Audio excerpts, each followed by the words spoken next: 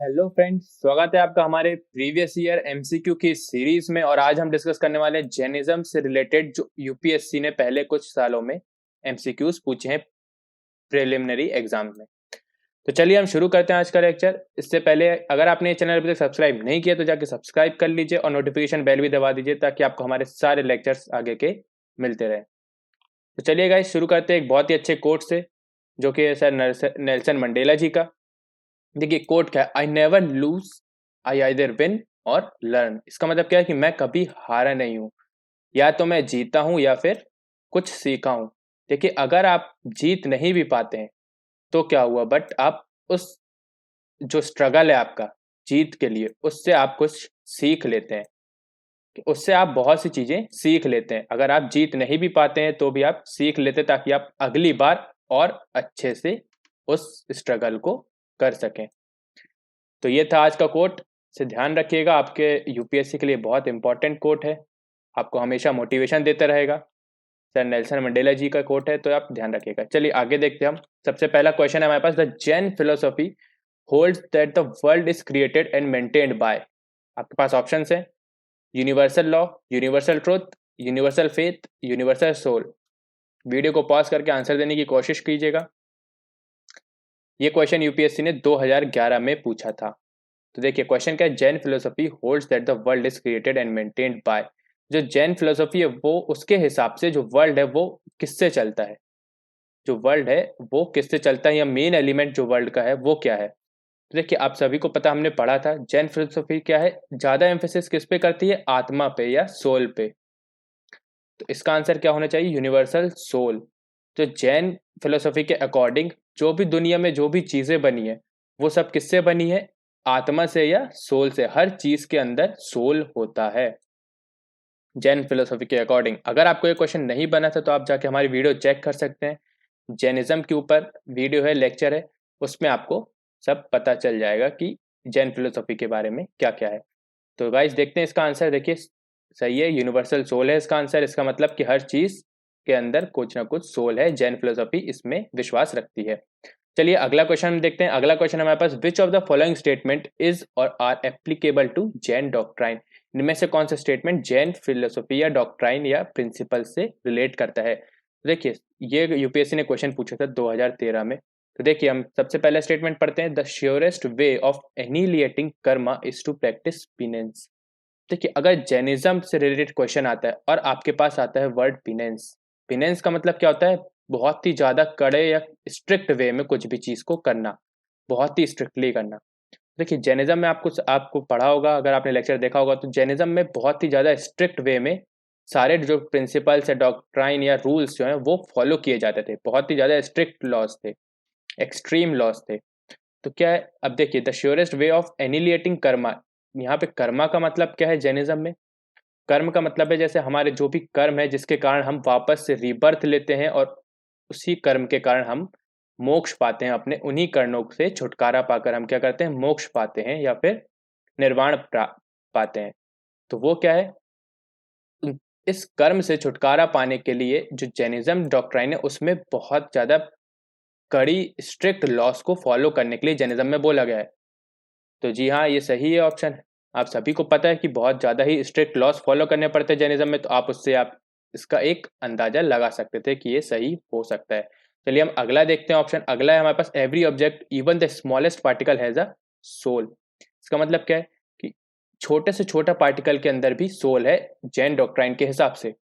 तो अभी हमने पिछले में ही पढ़ा, जो जैन डॉक्ट्राइन का जो मेन फिलोसफी है वो क्या है, यूनिवर्सल सोल पे बिलीव रखते हैं वो, कि दुनिया जो है पूरी सोल से बनी है या आत्माओं से बनी है, हर चीज में आत्मा होती है। तो ये भी सही होगा। अगला हम देखते हैं, the karma is the bane of the soul and must be ended. अब मान लीजिए कि आपको इसका आंसर नहीं पता है, या इसका ये जो है स्टेटमेंट का मतलब आपको नहीं पता है, या आप श्योर नहीं है इसमें। देखिए आपको ये दो पता है, फर्स्ट एंड सेकेंड। तो अब हम ऑप्शंस में देख लेते हैं कि फर्स्ट किस में है, तो ये तीन में है, तो ये तीनों में से कोई एक हो सकता है। सेकेंड किस किस में है, तो इसमें है बट इसमें फर्स्ट नहीं है, तो ये तो आप काट ही दीजिए। सेकेंड तो आपका 110% सही है। तो देखिए सेकेंड किस किस में है, ये दोनों में है बट फर्स्ट भी सही है, तो ये गलत हो जाएगा। और आपके पास क्या बचता है, ये ऑप्शन बस बचता है। तो आपको डायरेक्टली सिर्फ ये दो ऑप्शंस के हिसाब से ही आपको सही आंसर मिल जाता, अगर आप ध्यान से स्टेटमेंट्स को और ऑप्शंस को आप ध्यान से देखते तो। एलिमिनेशन मेथड के हिसाब से आपको डायरेक्ट आंसर मिल जाता अगर आप ये दो स्टेटमेंट आपको पता थी तो। वैसे ये भी सही है, इसका एक्सप्लेनेशन देख लेते हैं। देखिए, ये तो आपको पता ही, the surest way of annihilating karma is to practise penance. Jainism में पिनेंस का बहुत ज्यादा महत्व है। Karma is the bane of the soul and must be ended. इसका मतलब क्या है, जो कर्म है वो क्या है, आत्मा के लिए बहुत ही ज्यादा एक अभिशाप टाइप का है। अगर मोक्ष पाना है आत्मा को, मतलब कि रीबर्थ, जो पुनर्जन्म है, उससे छुटकारा पाना है, तो आपको जो कर्म है वो क्या करना पड़ेगा, उसको खत्म ही करना पड़ेगा। जो कर्म है उनको खत्म ही करना पड़ेगा। तो इसका मतलब क्या, अगर आपको पुनर्जन्म से या फिर जो दुनिया की जो भी मुश्किलें हैं उनसे छुटकारा पाना है तो आपको कर्म खत्म करना पड़ेगा। तो ये भी एक जैन डॉक्ट्राइन का ही एक पार्ट है। देखिए, ये जो पिनेंस है ये किस में दिया गया है, तो देखिए, स्वाध्याय परमम तप। ये देखिए, ये जो है स्वाध्याय परमम तप, according to Jain doctrine penance washes away all the blemishes and purges the soul of all karmic matter. जो ये पिनेंसेस है, जितनी भी कड़ी रूल्स हैं या कठोर रूल्स हैं, वो सभी क्या करेंगे, आपको कर्म से छुटकारा दिलाएंगे और मोक्ष को प्राप्त करवाएंगे, यानी निर्वाण को प्राप्त करवाएंगे जैनिज्म के अकॉर्डिंग। तो आप ये एक्सप्लेनेशन पढ़ लीजिएगा। तो इसका सही आंसर क्या होगा हमारे पास, 1, 2 एंड 3। इसका मतलब तीनों ही स्टेटमेंट्स करेक्ट हैं। चलिए हम अगले क्वेश्चन की तरफ देखते हैं। तो अगला क्वेश्चन है, with reference to the history of ancient India which of the following was were common to both Buddhism and Jainism. अब देखिए, इसमें बुद्धिज्म और जैनिज्म दोनों में क्या कॉमन है, दोनों की सिमिलैरिटीज हमें देखनी है इन स्टेटमेंट्स में। तो अगर आपको इस, एक बार आप वीडियो को पॉज करके इसको अच्छे से देख लीजिए क्वेश्चन को, और अटेम्प्ट करने की कोशिश कीजिए।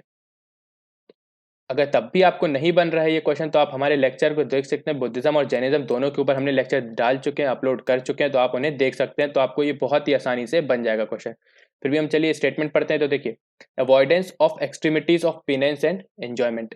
अब देखिए, इस स्टेटमेंट का मतलब समझिए, avoidance of extremities of penance and enjoyment. इसका मतलब है कि पिनेंस की एक्सट्रीमिटीज और मतलब कि बहुत ही ज्यादा कठोरता और बहुत ही ज्यादा एंजॉयमेंट, दोनों से दूर रहना है। इसका मतलब क्या है, ये सजेस्ट कर रहे हैं एक मिडिल पाथ, एक बीच का पाथ। ये किसका है, जो बुद्धिज्म का है, बट जैनिज्म का नहीं है। जैनिज्म क्या बिलीव करता है, एक्सट्रीमिटीज ऑफ पिनेंस पे बिलीव करता है। जो जैनिज्म है वो पिनेंस पे बिलीव करता है। तो ये क्या है, पहले ही स्टेटमेंट हमारा गलत हो गया, ये कॉमन नहीं है, ये अनकॉमन है। दूसरा देखते हैं हम, indifference to the authorities of Veda. इसका मतलब क्या, दोनों की दोनों ही वेद को नहीं मानते थे। ये बिल्कुल सही है। अगर आप लेक्चर देखेंगे तो आपको पता चल जाएगा कि दोनों, जो जैनिज्म है जो बुद्धिज्म है, वो दोनों ही वेदा की जो अथॉरिटी है उसको नहीं मानते थे, वेद को इनवैलिड मानते थे। तीसरा देखते हैं हम, denial of efficacy of rituals. Rituals भी नहीं मानते थे। जो बुद्धिज्म और जैनिज्म है, दोनों ही रिलीजन में जो रिचुअल्स हैं, जो ब्राह्मणिकल रिचुअल्स थे, उनकी भी एफिकेसी को नहीं माना करते थे। तो ये क्या है, ये दोनों सिमिलरिटीज हो गई हैं और ये नहीं है, ये डिफरेंस है दोनों में। कि जो बुद्धिज्म है वो मिडिल पाथ पे बिलीव करते थे और जो जैनिज्म है वो एक्सट्रीमिटीज ऑफ पिनेंस पे बिलीव रखते हैं। तो आइए हम ऑप्शन देखते हैं। अब आप इसको एलिमिनेशन मेथड से भी सॉल्व कर सकते थे। तो देखिए, एलिमिनेशन से मैं बता देता हूँ आपको एक बार।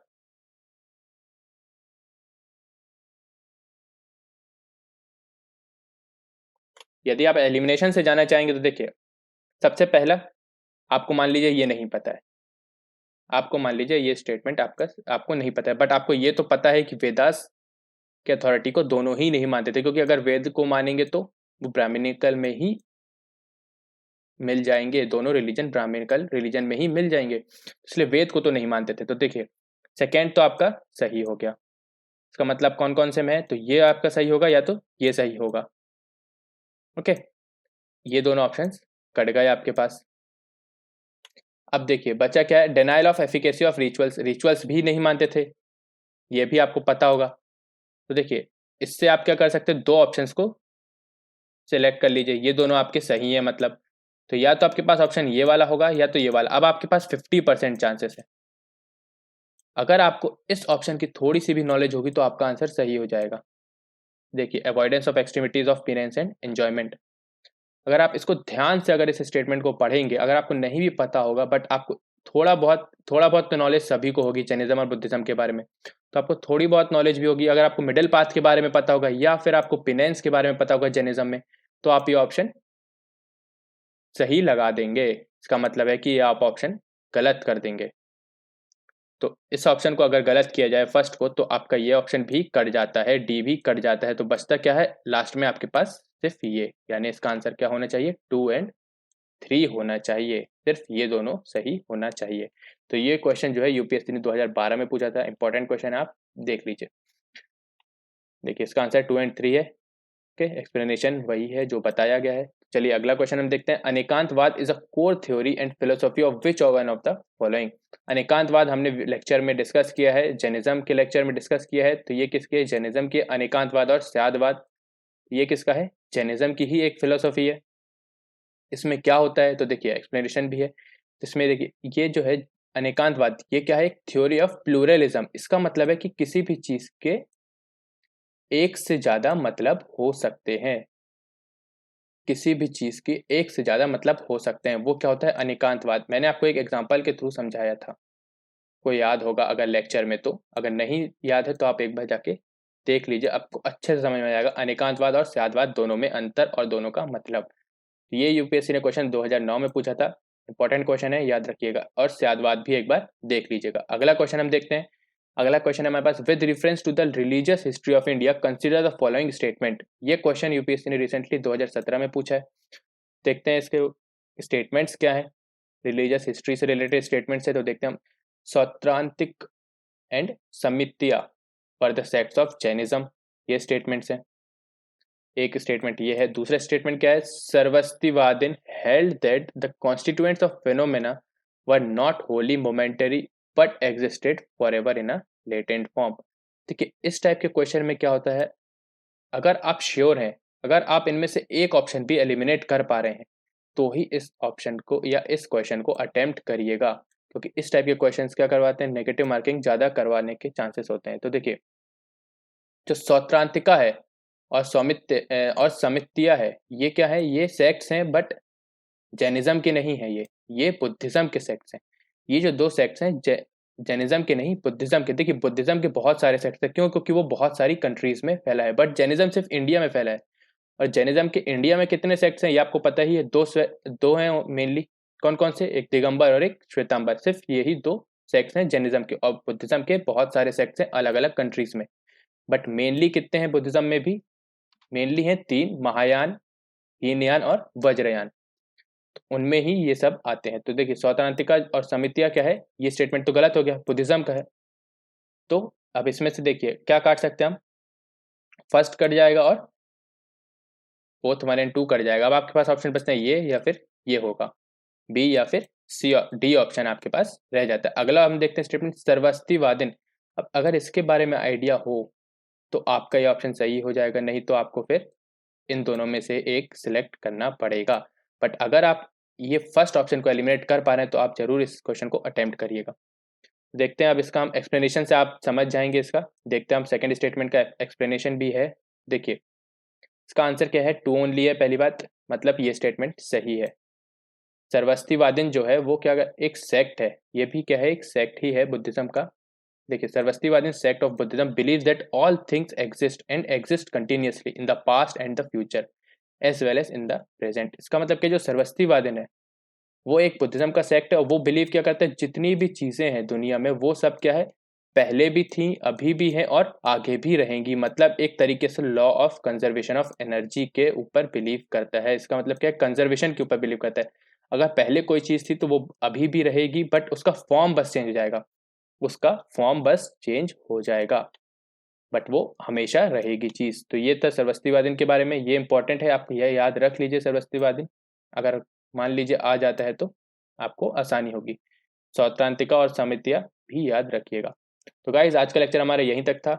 Thank you guys, thank you very much. अगर आपको ये वीडियो पसंद आया तो प्लीज़ लाइक कीजिएगा और अपने दोस्तों के साथ शेयर भी कीजिएगा। और अगर आपने चैनल अभी तक सब्सक्राइब नहीं किया तो जाके सब्सक्राइब कर लीजिए और कोई भी सजेशन या कोई भी क्वेरी हो हमारे आज के लेक्चर या फिर और बाकी के लेक्चरों से रिलेटेड, तो वो आप हमें कमेंट सेक्शन में बता सकते हैं।